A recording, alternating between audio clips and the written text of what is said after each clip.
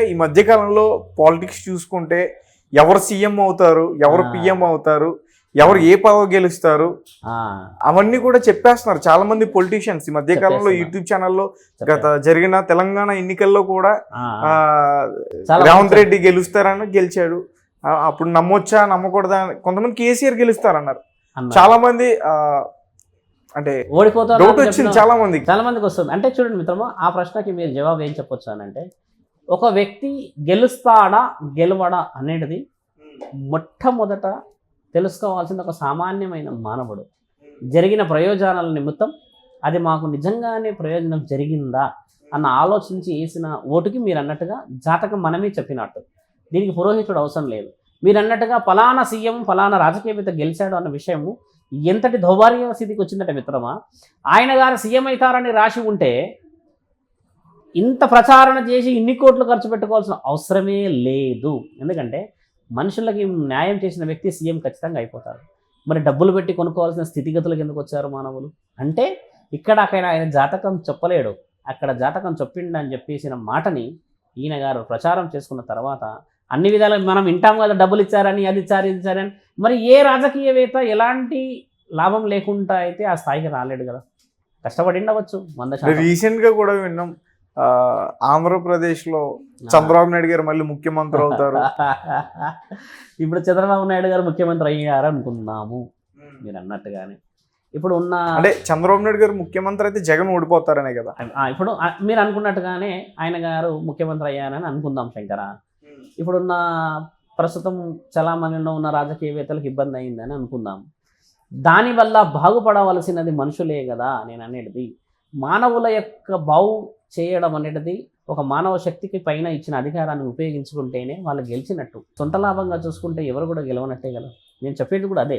మొదటిసారి మీతో మాట్లాడింది కూడా ఏంటంటే శంకర, రాజకీయవేత్తలు అనడం కంటే వాళ్ళు మనుషులే కాబట్టి మనము వారి యొక్క గుణగణాలను తెలుసుకొని వాళ్ళ వల్ల మంచి పనులు చేయించుకొని వాళ్ళ వల్ల బాగుపడితే వాళ్ళు బాగుపడతారు, మనం బాగుపడతాం. కానీ చాలామంది ఓట్లు వేసిన తర్వాత ఇబ్బంది పడ్డ వాళ్ళని చూసాం మనం. మీరు ఆ ప్రశ్న అడగడానికి కారణం ఏంటంటే, ఇప్పుడు జరుగుతున్న అతలాకతలు, ఇప్పుడు జరుగుతుంది ఏం జరగబోతుందో తెలియదు.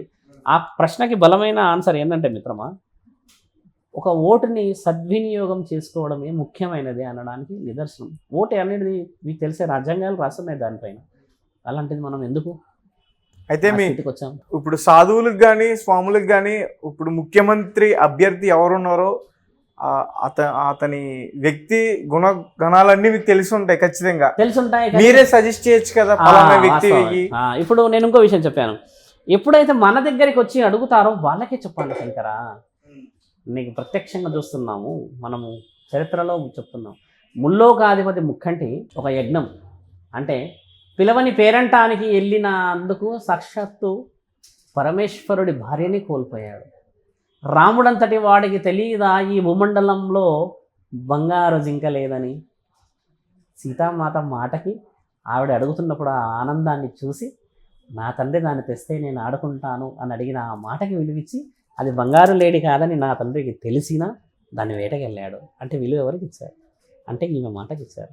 తండ్రి తల్లికి చెప్పాడు కూడా, పార్వతీమాతకి వెళ్ళకూడదు, అవమానం పాలవుతావు, నీవు తిరిగి రాకపోవచ్చు అని. అంటే లేదు లేదు, దిక్పాలకులైన మిమ్మల్ని పిలవకుండా నా తండ్రి దక్షుడు దక్షయజ్ఞాన్ని చేస్తాడా, నేనే నిలదీస్తాను, వెళ్ళి తీస్తాడు. తీస్తే పిలువను నేను దేశదిమ్మరి, ఒంటిపైన శరీరం మీద బట్టలుండవు, బూడిద రాసుకొని త్రిశూలాలు పట్టుకొని తిరుగుతూ ఉంటాడు ఆవునేసుకొని అని చెప్పి అవమానం చేస్తే, నా తల్లి మీరు చాలా పొరపాటు చేస్తున్నారు తండ్రి. నాదుడు అంటే పరమేశ్వరుడు ముల్లోకాధిపతి మానవులకి కావాల్సిన అన్ని వసతులని అనుభవించడానికి ఇచ్చి వాళ్ళకి ప్రత్యక్షంగా కనబడడానికి అలా కూర్చున్నంత మాత్రాన తక్కువ అంచనా వేశారు అన్నాక తల్లి అవమాన పాలై చనిపోయినప్పుడు పిలువని పేరంటానికి పోయిన మర్యాద పార్వతీమాతకే దక్కలేదు. అలాంటిది ఎవరికి ఎలా చెప్తాం మనం? మన దగ్గరికి వస్తే మన వంతు న్యాయమే మాట్లాడాలి, కానీ వారి బలహీనత తీసుకోకూడదు శంకర. అని ఇప్పుడు మీరు ఏమంటున్నారు, ప్రజలు మీ దగ్గరకు వచ్చి అడిగితే చెప్తారు, ఎవరైనా వచ్చి అడిగి చెప్తేనే విలువ. కానీ ఓటు ఎవరికి వేయాలని చెప్తారు. అలా ఓటు వేయాలని చెప్పకుండా వాళ్ళ యొక్క సమస్య చెప్పాలన్నా, ఓటు వీళ్ళకి వేయండి అని చెప్పకూడదు. ఇప్పుడు మీరు ఓటు గురించి అడిగారు, కానీ మీరు ఓటు కంటే ముందు అడిగింది ఏ రాజకీయవేత్త గెలుస్తాడు అనేది. ఏ రాజకీయవేత్త గెలుస్తాడు అనేది మనకి ఆలోచించాల్సిన ఆలోచన కాదు అది. ఎందుకంటే రాజకీయవేత్తలతో మనకు సంబంధమే లేదు ఈ దేహంతో. ఇప్పుడు ఉన్న పరిస్థితి లేనిది భక్తి మార్గంలో ఎవరైనా వచ్చి ఏదైనా తప్పులు ఒప్పులు చెప్తే మమ్మల్ని అడిగితే మనం సలహాలు వాళ్ళు బాగుపడే విధంగా ఇవ్వాలి, కానీ వాళ్ళ దగ్గర ఉన్న డబ్బులన్నీ లాగేసుకొని మనం బాగుపడడానికి ఈ వేషాధారణకి విలువేముంది శంకర? ఓకే, మీకు ఆధార్ కార్డు ఉందా స్వామి? ఇప్పుడు చూడండి, ఆధార్ కార్డు, పాన్ కార్డు, ఈ ప్రూఫ్స్ అన్నీ ఉండడం వల్లే మనం భూమండలం మీద తిరుగుతున్నాం. లేకపోతే మమ్మల్ని ఏమంటారు పట్టుకొని, మీరన్నట్టుగానే అడవి జాతి మనుషులు అనుకొని ఈ మానవులు ఇక్కడే కాల్చేస్తారుగా. కాబట్టి ఇవన్నీ ప్రూఫ్స్ ఉండడం చేతనే విలువ వస్తుంది మనకి. ఇప్పుడు భక్తి అనేది చూడండి శంకర, మానవుడు పుట్టిన తర్వాత భగవంతుడు ఇచ్చిన ఆజ్ఞ ప్రకారంగా భక్తి వచ్చింది మనకి. ఆ భక్తి అనేది ఏంటంటే పైశాచికత్వంగా కూడా ఉండవచ్చు. పోతురాజులు ఉన్నారు భూమండలంలో. ఇప్పుడు బోనాల పండుగ వచ్చినప్పుడు చాలా మంది ఆడతారు. అంటే వాళ్ళకి భక్తి ఉండి ఆడుతున్నారా, భక్తి లేక ఆడుతున్నారా? లేకపోతే వాళ్ళు పుట్టడమే పోతురాజులై పుట్టారా? భక్తితోనే కదా. భక్తిలో ఉండే మార్గం చెప్తున్నాను మీకు. దానికి ఆధార్ కార్డు ఖచ్చితంగా అడుగుతారుగా. మీరు అడిగినట్టు మీరు మంచి ప్రశ్నే అడిగారు. ఆధార్ కార్డు లేనిది మీరు భక్తులు ఎలాగయ్యారు, ఎలా పుట్టారు? నాకంటూ చిరునామా ఉంది. నా చిరునామా ఎవరో నేను పరమాత్ముడని చెప్తున్నా, కానీ మానవులకు చెప్పడానికి నాకు ఒక చిరునామా అవసరం కదా. అంతే కదా శంకర. కాబట్టి డాక్టర్ బిఆర్ అంబేద్కర్ గారికైనా కూడా ఆధార్ కార్డు ఉంటేనే ఆయన గారు అంబేద్కర్ అని రుజువు చేయబడ్డారు. కాబట్టి నా తండ్రి పరమాత్ముడు కూడా శివుడు అనడానికి ఆయన వేషాధారణను రుజువు చేసుకున్నాకని శివుడు అయ్యాడు.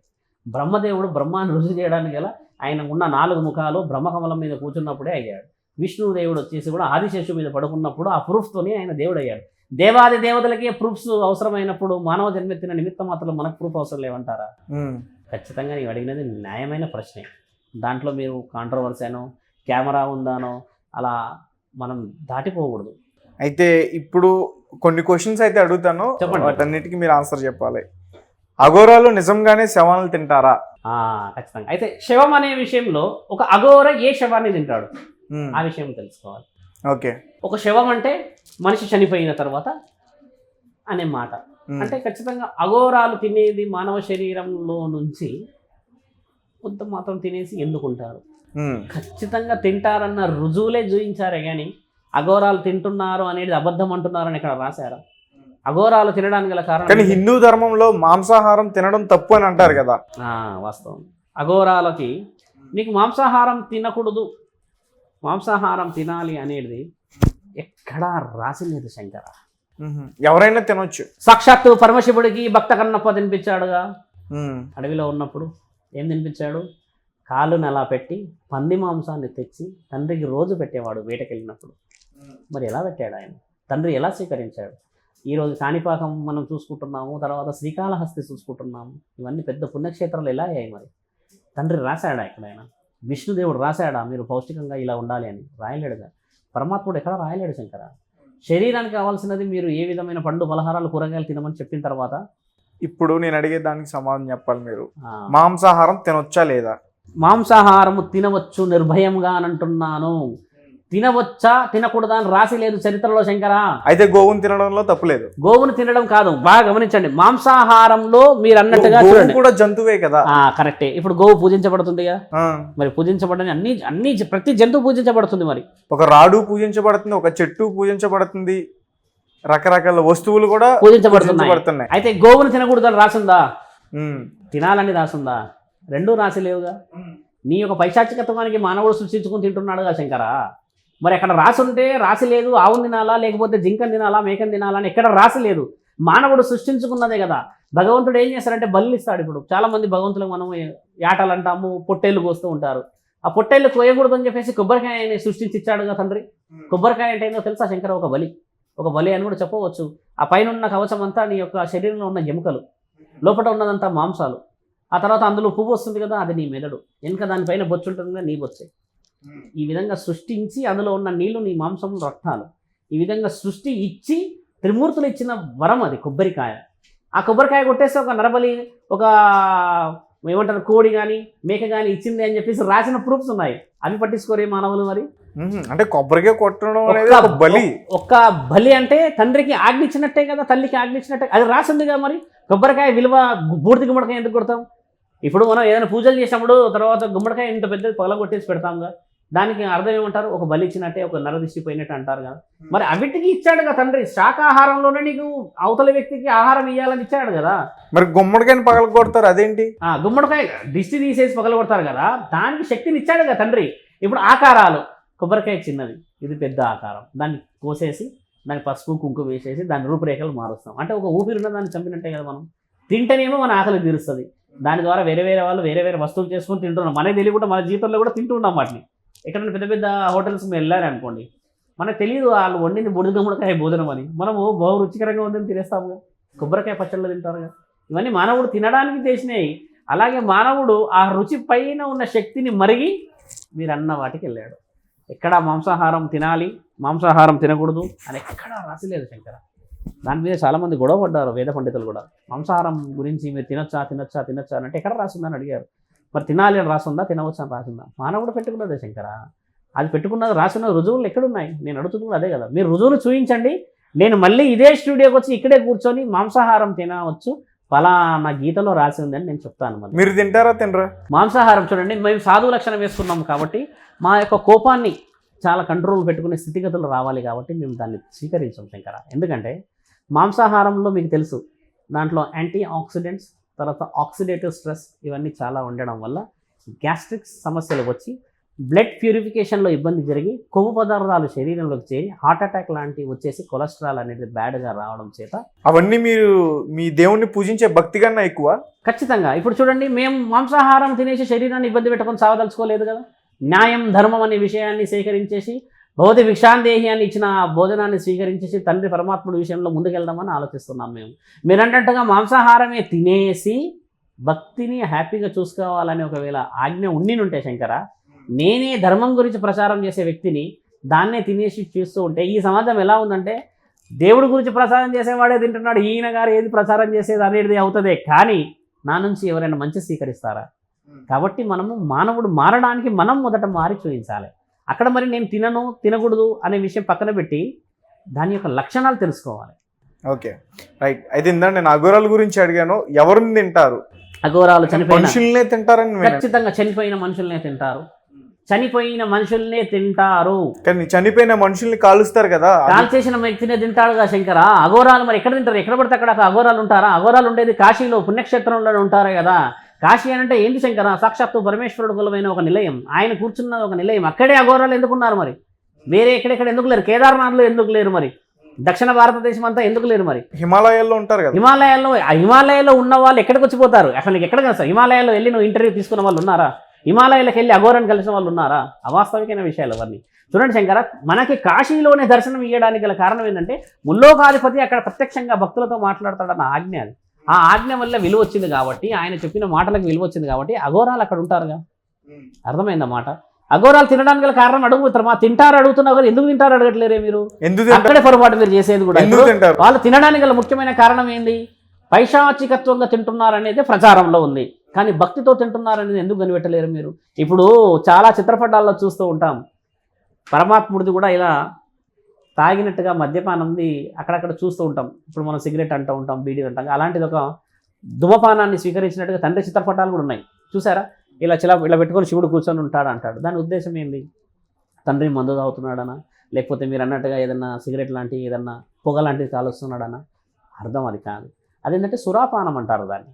సురాపానానికి విలువ ఏముంది? ఇప్పుడు మీరు అంటున్న మద్యానికి సురాపానానికి తేడా ఏంటంటే, భక్తిలో ఏకమై ఉన్న మైండ్ సెట్ ఏదైతే నీ మెదడుని నీ చేతిలో పెట్టుకోవాలనుకున్నప్పుడు తాగి శంకరా అని అన్నప్పుడు తాగుతామో అది అలాగే శంకరుడి వైపే వెళ్ళిపోతుంది. ఇప్పుడు నీ స్నేహితులు ఉంటారు, నీ ఉంటారు, ఎవరైనా ఉంటారు. ఆనందంగా తాగినవాడు ఆనందంగానే ఉంటాడు, కోపంగా తాగినవాడు కోపంగానే ఉంటాడు, పైశాచికంగా తాగినప్పుడు ఏడ్చినవాడు ఏడ్చేనే ఉంటాడు. అంటే దాని యొక్క స్థితిగతులు నీ యొక్క చిన్న మెదడుపై, అంటే నీ అనుమస్తిష్కంపై పనిచేస్తుంది.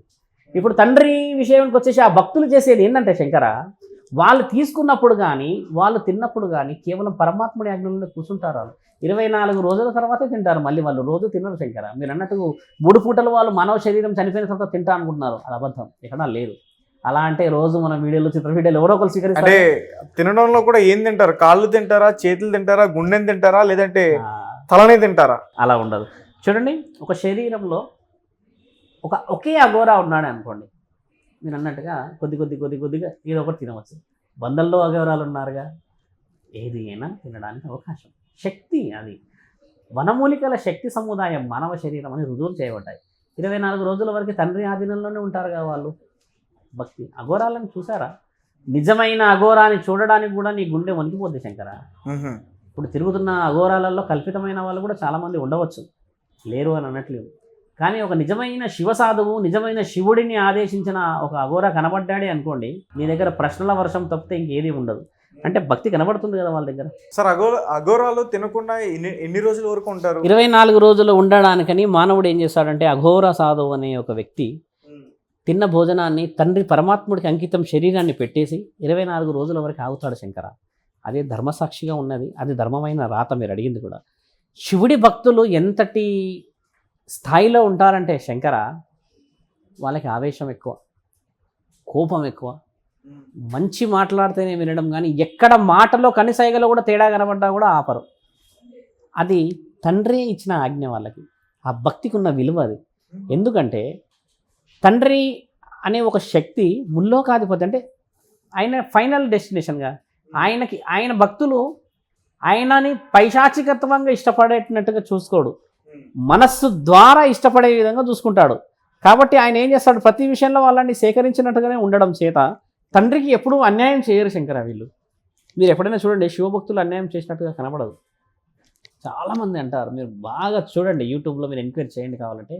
ఒక శివభక్తుడు ఎంక్వైరీలో మీకు తప్పు చేసినట్టుగా ఎక్కడా రుజువులు లేవు శంకర, లేవు కూడా. మామూలు మాల వేసిన వాడు కూడా పరమాత్ముడు ఆజ్ఞల్ని నడుస్తాడు, ఆ 11 రోజుల వరకు వేసినా కూడా. అలాంటిది ఈ దేహాన్నే పరమాత్ముడికి అప్పచెప్పిన మేము, మీరు అన్నట్టుగా తప్పులు చేస్తూ తిరిగే స్థితి రాదు ఎప్పుడు కూడా. మీరు ఎప్పుడైనా మనిషి ఆహారం తిన్నారా? చూడండి, మీరు అన్నట్టుగానే మనిషి యొక్క ఆహారం తినడం అనేది చూడండి మిత్రమా, దాంట్లో స్థితిగతులు, మానసిక ఒత్తిడి. అంటే ఇప్పుడు నేను మీతో ఇలా మాట్లాడుతున్నాను, ప్రశ్నలకు జవాబులు ఇస్తూ ఉన్నాను. ఇప్పుడు తినే ఒక సాధువు, ఒక అఘోరాధిపతి ఏంటంటే, ఆ మనిషి యొక్క మాంసాన్ని తిన్న వ్యక్తి ఖచ్చితంగా తండ్రికి దగ్గర నీళ్ళల్లో కానీ మంచులో కానీ ఇంకెక్కడైనా కానీ ఉంటాడు భక్తిగా. ఇప్పుడు మేము దాన్ని స్వీకరించి దాన్ని తినే స్థితిని ఎప్పుడుకి తీసుకొచ్చుకోలేము. ఎందుకంటే శంకర, చాలామంది సౌభాగ్యవతులు, చాలామంది అమాయకులు, చాలామంది కుటుంబానికి సంబంధించిన సమస్యలతో నా దగ్గరికి వస్తారు, చెప్పుతారు. కాబట్టి నా వేషాధరణ వాళ్ళకి భక్తి రూపాన్ని కనబడాలి, కానీ మాంసాహారాన్ని భక్షించిన ఒక భక్తుడిలాగా కనబడితే విలువని నేను కోల్పోయినట్టే కదా. ఒకవేళ నేను తినాలి చేయాలి అని రాసి ఉంటే నేను ఈ సమాజానికి దూరంగానే ఉండి నా పనిలో నేను ఉండేవాడిని. అఘోర అయితే అందరిలో తిరగడు కదా శంకర. కాబట్టి ఏంటంటే, మీరు అడిగిన ప్రశ్నకి జవాబు ఏంటంటే, మాంసాహారం అనేది మనస్సుకు శరీరానికి రెండుకు సంబంధించిన విషయాలు ఉపయోగపడుతుంది. మేము ఇంతవరకు స్వీకరించలేదు, అది స్వీకరించం కూడా. శాకాహారాన్ని పూజిస్తాము. కాబట్టి మీరు అన్నట్టుగా మీ ఇందాక అడిగారు, స్వామి ఎందుకు యాక్టివ్గానే ఉంటారు అని అంటే, మరి దానికి కొన్ని స్థితిగతులు ఉంటాయి. మనసు మన చేతిలో ఉన్నప్పుడే కదా అన్ని యాక్టివ్ ఉంటాయి. మనశ్శాంతి అనేది ఎప్పుడు ఉంటుంది, మీ మనస్సుని మీరు గెలిచినప్పుడేగా ఉంటుంది. ఉంటాయి అప్పులు అందరికీ ఉండవు, అందరికీ ఉంటాయి. పరిస్థితులు ఎందరికీ ఉండవు, అందరికీ ఉంటాయి. ప్రశాంతమైన బతుకుంటే నువ్వు వికలాంగుడు పుడతావుగా, అంతకంటే ప్రశాంతమైన బతుకుంటుందా? కాబట్టి ఆలోచన చేయాలి.